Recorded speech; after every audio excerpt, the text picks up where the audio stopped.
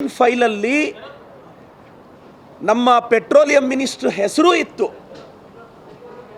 ನರೇಂದ್ರ ಮೋದಿ ಅವರ ಹೆಸರು ಇದೆ, ಡೊನಾಲ್ಡ್ ಟ್ರಂಪ್ ಅವರ ಹೆಸರು ಇದೆ. ಇದನ್ನು ಇರಾನ್ ಅವರು ವರ್ಲ್ಡ್ ವೈಸ್ ಪ್ರೊಪಗೆಂಡಾ ಮಾಡ್ತಾ ಇದ್ರಂತೆ.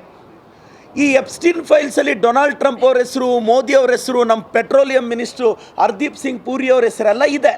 ಇದು ಹರ್ದೀಪ್ ಸಿಂಗ್ ಪೂರಿ ಅವರೇ ಹೇಳಿದ್ದಾರೆ ಎಪ್ಸ್ಟೀನ್ ಫೈಲಲ್ಲಿ ಇರ್ತಕ್ಕಂಥದ್ದು ನಿಜ ಅಂತ. ಪ್ರಪಂಚದ ದಿಕ್ಕನ್ನು ತಪ್ಪಿಸ್ಬೇಕು ಅಂತ ಇವರು ಇರಾನ್ ವಾರ್ ಮಾಡ್ತಾರೆ.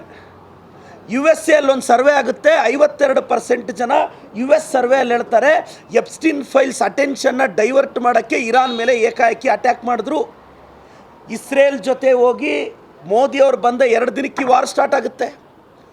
ಇವತ್ತು ಎಲ್ಲ ದೇಶಗಳ ಜೊತೆ ನಮ್ಮ ಪ್ರಧಾನಿಗಳು ಒಳ್ಳೆ ಸಂಬಂಧ ಇಟ್ಕೊಂಡಿದ್ದಿದ್ದರೆ ಇವತ್ತು ಚೈನಾದ ಹಡಗುಗಳನ್ನ ಬಿಡ್ತಾ ಇರೋ ಇರಾನು, ರಷ್ಯಾದವ್ರನ್ನ ಎಂಟರ್ಟೈನ್ ಮಾಡ್ತಾ ಇರೋ ಇರಾನು ನಮ್ಮ ದೇಶಕ್ಕೂ ಸಾಫ್ಟ್ ಕಾರ್ನರ್ ಇದು ಮಾಡೋದು ಯಾಕೆ? ಅಮೇರಿಕನ್ ನೋಡಿದ್ರೆ ನಮ್ಮ ಮೋದಿಯವ್ರಿಗೆ ಭಯ. ಪಾಕಿಸ್ತಾನ ವಾರ್ ನಿಲ್ಲಿಸಿದ್ವಿ ಅಂತ ಹೇಳಿದ್ರು ಯಾಕೆ ಮೋದಿಯವ್ರು ಹಸ್ತಕ್ಷೇಪ ಮಾಡ್ತಾ ಇಲ್ಲ? ಈ ಸಿಲಿಂಡರ್ ಸಮಸ್ಯೆಗೆ BJP ನೇರ ಕಾರಣ. ಎಪ್ಸ್ಟೀನ್ ಫೈಲ್ಸ್ನ ಡೈವರ್ಟ್ ಮಾಡೋಕ್ಕೆ ಇರಾನ್ ವಾರ ಆಯಿತು.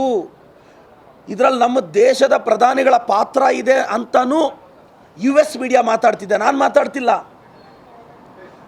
ಏನು ಅಂಧ ಭಕ್ತರು, ಸೋಷಿಯಲ್ ಮೀಡಿಯಾ ಡ್ರಾಮಾ ಕಂಪನಿ ಆರ್ಟಿಸ್ಟ್ಗಳು, ಏನು BJPಗೆ ಫೌಂಡೇಶನ್ ಹಾಕಿದ್ದೆ ನೀವು ಅಂತ ಆಡ್ತಕ್ಕಂಥ ಸಾಮಾಜಿಕ ಜಾಲತಾಣದ ಅಂಧ ಭಕ್ತರೇ, ಇವಾಗ ಇದು ಇಂಟರ್ನ್ಯಾಷನಲ್ ಪ್ರಾಬ್ಲಮ್ಮಾ? ಪ್ರತಿ ಮನೆ ಸಿಲಿಂಡರಿಂದ ಎಫೆಕ್ಟ್ ಆಗ್ತಿದೆ. ಇದಕ್ಕೆ BJP ನೇರ ಹೊಣೆ ಅಲ್ಲ ರೀ. ಸಿಲಿಂಡರ್ ಸಮಸ್ಯೆಯಲ್ಲಿದ್ದರೆ ಅಶೋಕಣ್ಣ ಹೋಗಿ ಕೇರಳ ಸ್ಟೋರಿ 2 ಅಲ್ಲಿ ಕೂತ್ಕೊತಾರೆ. ಕರ್ನಾಟಕ ಸ್ಟೋರಿ ಕೇಳೋರು ಯಾರು ಅಶೋಕಣ್ಣ? ಕರ್ನಾಟಕ ಸ್ಟೋರಿ ಕೇಳೋರು ಯಾರು ಸುನೀಲಣ್ಣ? ನಿಮಗೆ ಪ್ರಿಯಾರಿಟಿ ಇಲ್ಲ, ಜನರ ಬಗ್ಗೆ ಕಾಳಜಿ ಇಲ್ಲ, ಐಡಿಯಾಲಜಿಕಲಿ ಫೈಟ್ ಮಾಡೋಕ್ಕೆ ನಿಮಗೆ ಬರ್ತಾ ಇಲ್ಲ. BJP ಅಂಧ ಭಕ್ತರೇ, ವಾಟ್ಸಪ್ ಯೂನಿವರ್ಸಿಟಿ ಸಂಸ್ಥಾಪಕರೇ, ವಿನಾಕಾರಣ 56 ಎದೆ ಇಂಚು ಎಲ್ಲಿ ಒಂದು ಸಿಲಿಂಡರ್ ಕೊಡೋಕ್ಕಾಗ್ತಿದ್ಯಾ? ಕರ್ನಾಟಕದ ಗೃಹಿಣಿಯರು ನೀವು ಯೋಚನೆ ಮಾಡಬೇಕಕ್ಕ.